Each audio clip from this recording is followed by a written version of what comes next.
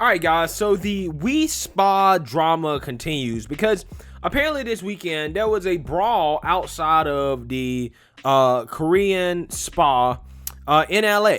Okay, a few days ago, in which you had protesters whom were protesting the spa's policies about allowing men in the women's locker room. And then you also had, the pro LGBTQ transgender groups that are out there trying to defend the spa and their policy. Now, from the videos that I've seen, it got pretty violent, right? There was a lot of violence there, but, the police were able to break it up. And apparently, some people there were Antifa. I don't really know. That's what some people are saying. But anyways, it was crazy, right? And following this event, a young woman went to social media to speak out about her experience at We Spa involving her 6-year-old daughter. That is honestly pretty disturbing. Take a look. Hi. So, I'm making this video because I went to the protest yesterday that got kind of taken over by Antifa, and a lot of what I saw is just being portrayed as if it was a bunch of transphobes that were having a problem with just trans people in the locker rooms, and Antifa is making themselves out to be the heroes who got rid of the transphobes. But that's not really what's going on, because this happened to me. In January of 2020, I thought it would be cute to take my daughter on a spa day. So we went to We Spa in Koreatown. It's on Wilshire and Rampart. And, let me just show some of the pictures I have here. So this is my daughter. I blocked her face, obviously. She's got the little yellow We Spa shirt on, and she's got a little stuffed animal there. So she was 6 years old at the time. And then this is both of us, and she's got her little We Spa shirt. So 6 years old. And this is a Korean family spa, so there's children there all the time. This is the children's section at We Spa. They have like a whole little playroom. And so this is her in the little playroom. So that was in January of this year. And like I said, it's a Korean spa. So everyone's naked. And I wanted to be kind of culturally with it. So we also were nude in the women's side of the spa. And there's little girls who are naked with their older Korean grandmas who are naked. And the women's section has like hot tubs and like massage areas, and everyone's nude. And this is my first time. And, like I said, I was kind of uncomfortable, but I was like, okay, well, this is how they do it. And, we were trying to kind of have the experience. So we got into the hot tub, my little 6-year-old daughter and I, and we were having a great time. We were in there with other women when a person, I guess, with a penis and a beard came over with two girlfriends. They appeared to me to be lesbians with tattoos and colored hair, and they appeared, the three of them, to be kind of progressive activist types.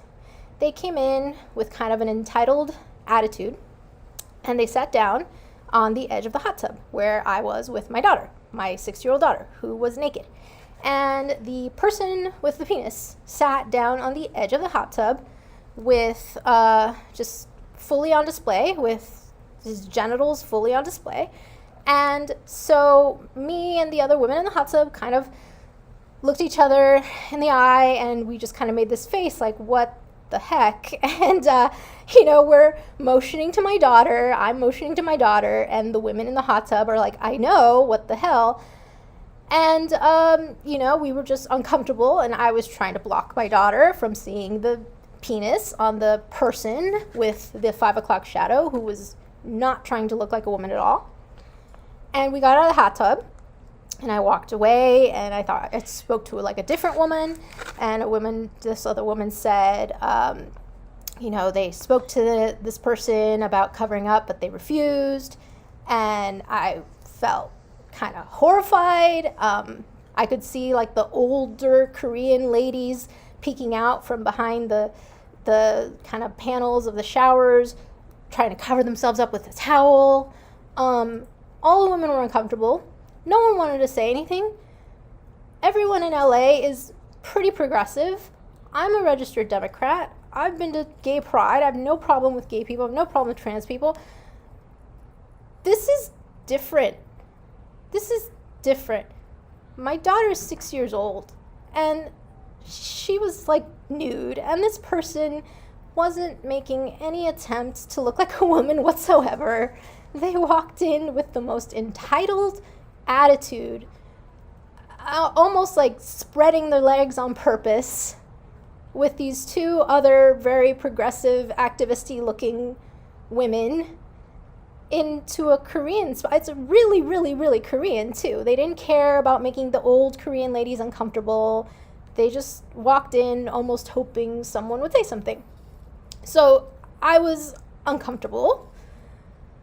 I left with my daughter and went downstairs to talk to someone at the front desk, and they apologized. And I got these 2 free passes to Wi Spa because I was upset. So that's what they gave me, and they said sorry. And then I spent the next day just really feeling horrible. It took me the whole day to even tell my husband what happened. I didn't want to say what happened. I couldn't really talk about it without crying. Like I said, I've been to Pride on Santa Monica many times. It's fun. I have friends where no, this isn't about that. And I hate that the Antifa people are trying to pretend that everybody who has a problem is a homophobe or a transphobe. That's not true. And yesterday I went to the protest, and I saw them being violent to all these normal people and ripping signs out of their hands and throwing things at them and attacking people who were taking video who weren't on their side. So I hid my sign because I didn't want to get beat up. All right, guys. So as you can see there, that was pretty long, but she's essentially making the same complaints that the woman made that made this whole situation go viral in the first place, right? About how, her 6-year-old daughter is in a spa, okay, and they're naked in a spa in a women's locker room, and you had somebody who had a beard and a penis join them in the hot tub with little kids, little girls, and grown men whom are not really transgender, who are not really transitioning, that are just taking advantage of these rules, are sick, twisted people who probably should face some jail time. Okay? You have to be a sick person to take advantage of the transgender movement and to try to ruin it for everybody, because that seems like that would be the type of person that you would be if you're still rocking a beard and a penis and you choose to expose yourself in a woman's locker room. Okay, that's what it seems like.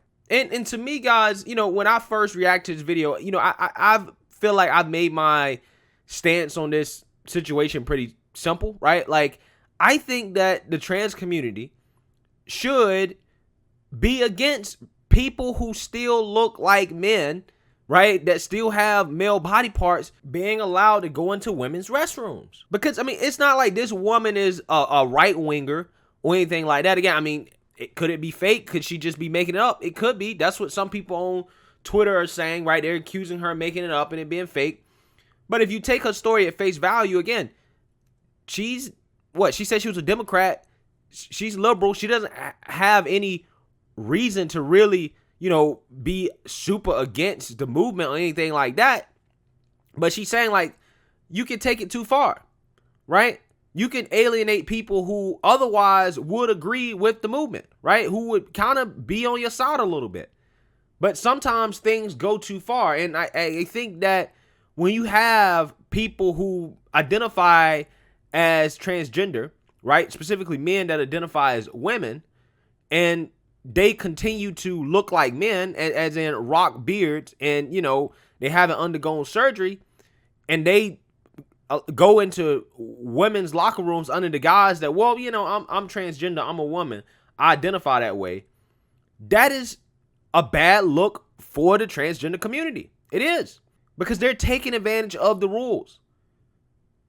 Like, you have to be cognizant of the fact that, hey, you know what? Like, I'm a minority, that most people don't think like I do. So, you know what? I have to make sure that for the sake of the movement, for the sake of making sure that, you know, people in the transgender community are not harassed or any type of hate happens towards them, I have to make sure that I am, you know, cognizant of how I present myself.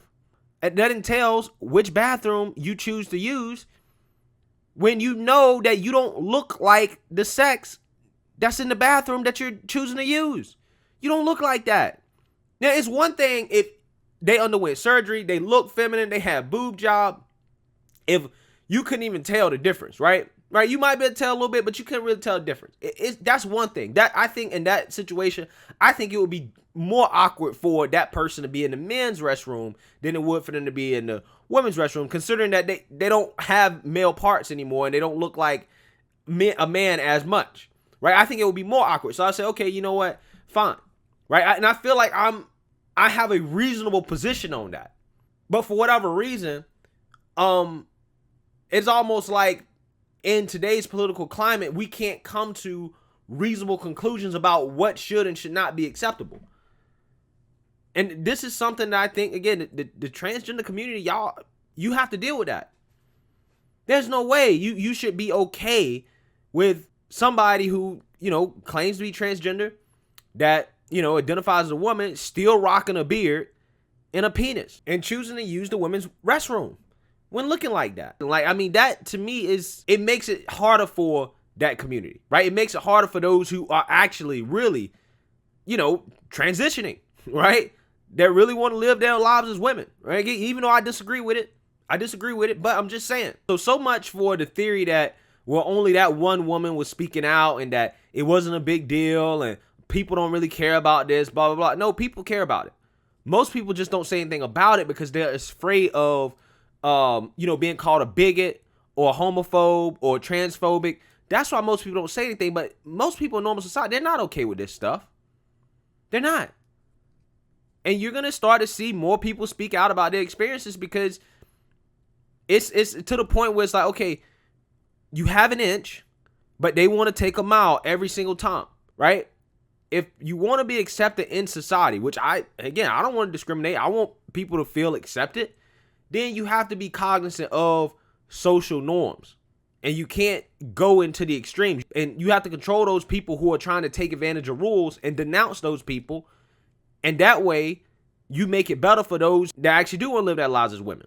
So, let me know what you guys think. Make sure you like, comment, and subscribe. Most importantly, share a Black conservative perspective. Peace.